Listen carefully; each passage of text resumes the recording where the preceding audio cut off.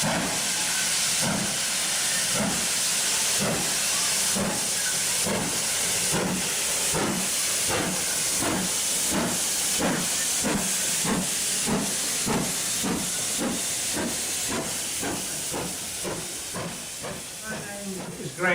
the owner of this layout in 4mm double O gauge, and it's called Newpool-on-Trent, changed for Gravelly and Capel Road.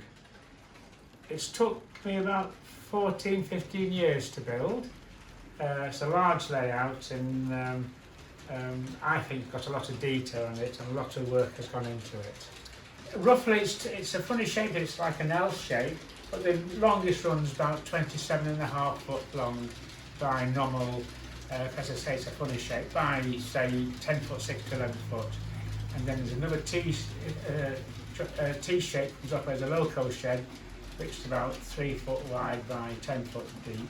Then the valley station, which again about 3 foot by 8 foot, approximately dimensions.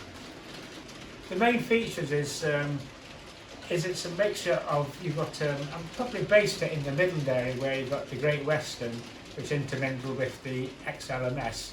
So the main line is XLMS with a branch line for the Great GWR connecting with it, and that's why you got the change for the two of the stations.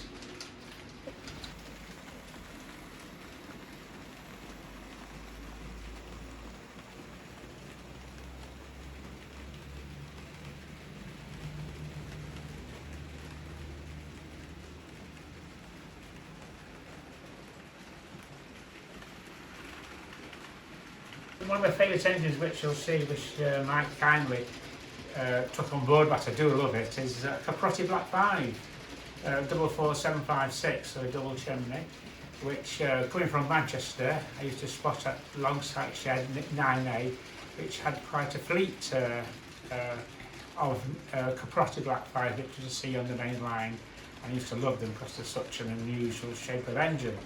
So that's one of my favourite. Duke of Gloucester got a model of that, which I like. The Duke is probably my favourite engine, which is on the main line when it comes back again. I think the coaling tower also was inspired from Longsight. I used to spend many an hour sitting in the by the coaling tower watching the ginters shunt loaded coal wagons onto the in the area of the coaling tower. And then I've noticed I made capstans which represent electric capstans which used to haul by rope or chain the coal wagons onto the coaling tower, and I used to watch them being hoisted up into the air, and also an ash plant there which is very, very similar. So things that you see as my childhood a few years ago, shall we say, I've tried to incorporate on my layout.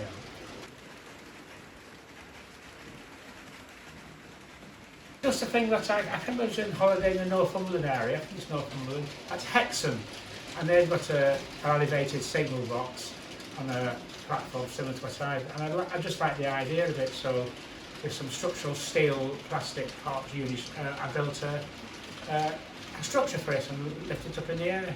I just thought a bit unusual, and it's something that I took on board from seeing it at Hexham, as I said. Favourite scenic part, I think, is the when you leave the main station, when you leave Newpool-on-Trent, you come to a viaduct, and below that is a canal scene with a nice country pub. People enjoy having a pint there, probably pre-lockdown days. Just a nice thing, and the canal lot, which I like. So that's one of probably my favourite scenes. So I've tried to make go from like a quite industrial town scene, maybe a little bit industrial, to the countryside. When you climb up to Capel Road, it's really countrified there. There's a water mill and a farm and lots of country scenes. I want to concentrate. I've got a large fleet of locomotives. In the past I've weathered quite a few, which you'll see on the pictures and the video. I want to do a lot more of that, and weathering stock and what have you.